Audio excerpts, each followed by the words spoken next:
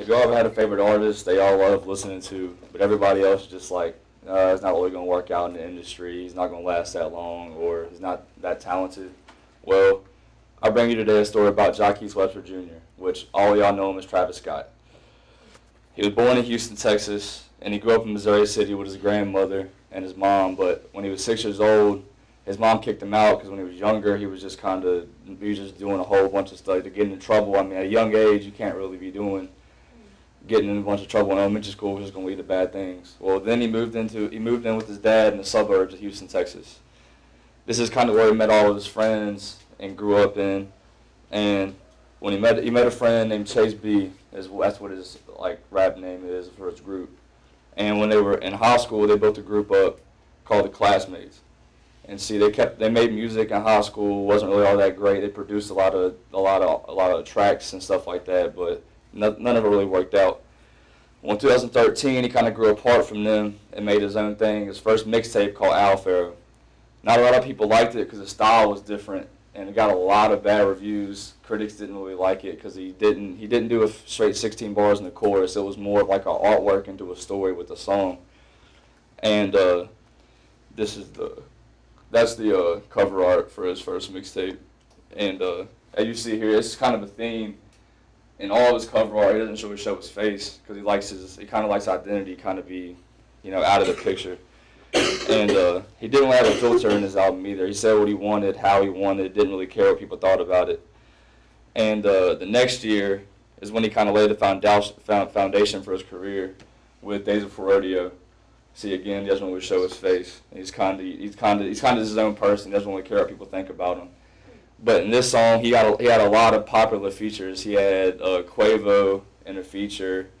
He had a lot of different songs. He did a lot of pop. He did pop and R&B, and then he would do a rap song, and he'd kind of go into hip hop. He would just touch on a lot of different genres, and it really spoke out to me because I could listen to this album and think, okay, let me get ready for a game, but then the next song I could be in a bad mood or something like that and listen to it and kind of get in my feelings a little bit. And I like that because I mean, if you can go to one person or one artist for all the songs you like, it kind of just makes it easier. You don't have to worry about what you're listening to.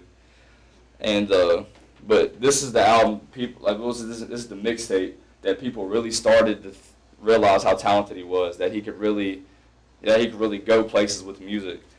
So then the next year, he dropped his first album, which is called Rodeo. And again, as you see, he's kind of his own person. He made an action figure of himself for the album cover, just kind of thinking like, you're not going to see who I am, because you're gonna feel me throughout the music. And this album was just, to me, it's the best album he's made. He dropped this in 2015, and with features like The Weeknd, he had Quavo again. You got Casey Hill, sorry about that. He reached out to people in different genres and different worlds. He spoke to a lot of different people too, because he would speak to the general rap and hip hop stuff you hear on the radio, and then you kind of go to the underground thing with him, and then like I said, you could listen to him for when you really want to get in your feelings, just kind of feel yourself, I guess. And then last year he dropped this album, which is Birds in the Trap Sing McKnight. And this album, mostly everybody knows because this one was more for the culture, because he impacted the way that he got his message out. Because he would make a song with the first 2 minutes was one beat, and then would transition to something else. And then he's really good at whoever he features with, he can kind of sound like them. Not really sound like them, but he can take their flow and match with them perfectly, so the song meshes well together.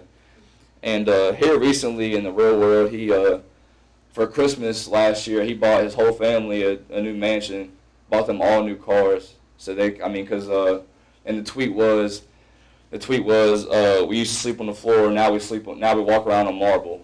Because that's something he dreamed of all his life. When his mom kicked him out to when he lived with his dad, and his dad wasn't paying any attention to him, he said, okay, I'm going to make it my mission to go buy them a new house.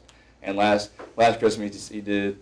And the cars were Range Rovers, Ferraris, Lamborghinis, all paid off. They don't have to worry about any of that. So I thought that was pretty cool.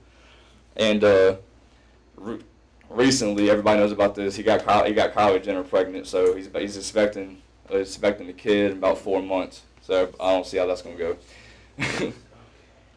But But I mean, in conclusion, it's just like if you have a talent like him, you're going to get a lot of criticism at first. Not a lot of people might like how you do things or why you do it, but eventually, if you keep on working and perfecting your craft, you can make it in whatever industry or world you want to make it in. And that's why we're excited for the pictures.